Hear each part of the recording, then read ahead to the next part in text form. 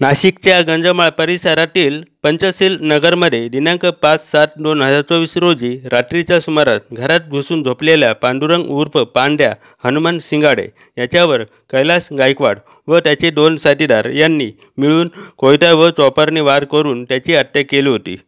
हत्या केलेल्या आरोपींचा पोलीस शोध घेत असताना भद्रकाली पोलिसांनी सातपूर परिसरातून ताब्यात घेतलेत।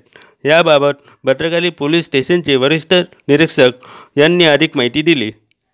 नमस्कार, मी API वसंत पवार, भद्रकाली पोलीस स्टेशन नाशिक शहर।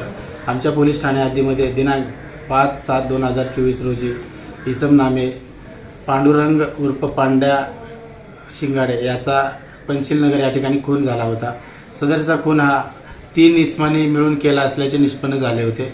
त्याप्रमाणे आम्ही सदर आरोपितांचा शोध घेतला असता त्यातील आरोपी नामे कैलास गायकवाड याने त्याच्या इतर 2 साथीदाराच्या मदतीने सदरचा खून केल्याचे निष्पन्न झाले होते। त्याप्रमाणे आम्ही मिळेल त्या माहितीच्या आधारे व टेक्निकल अनालिसिस करून आरोपीचा शोध घेतला असता सदरचे आरोपी आम्हाला काल दिनांक 6/7/2024 रोजी सातपूर परिसरामध्ये मिळून आले।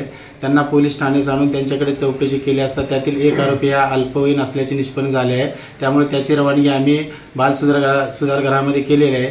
बाकीचे 2 आरोपी नामे कैलास गायकवाड व ऋतिक गायकवाड या दोघांना अटक करण्यात आलेली आहे। त्यांनी सदर खून केल्याचे कबूल केलेले आहे। हत्येचं कारण म्हणजे यातील जो मयत आहे तो आणि हे जे आरोपी आहेत हे सगळे पूर्वी एकमेकाचे मित्रच आहेत, एकाच परिसरात राहणारे आहेत। परंतु जो मयत आहे तो थोडा त्यांच्यापेक्षा वयाने मोठा असल्यामुळे यांच्यावर दादागिरी करायचा, नशा वगैरे केल्यानंतर दारू पिल्यानंतर यांना मारहाण करायचा नेहमी, त्यामुळे यांचा त्याच्यावर राग होता आणि त्याच रागाच्या भरात त्याने त्या दिवशी त्याचा झोपलेल्या परिस्थितीत खून केला। त्याचा मोठा भाऊ शेजारी झोपलेला होता। त्याच वेळेला त्याने मागील खिडकीमध्ये दरवाजा नाही त्या खिडकीतून येऊन त्याला मारहाण त्याला मारून म्हणजे कोयत्याने वार करून मारलेला आहे। भाऊ त्याच्या शेजारीच होता, भावाला त्यांनी काही मारहाण केलेली नाही।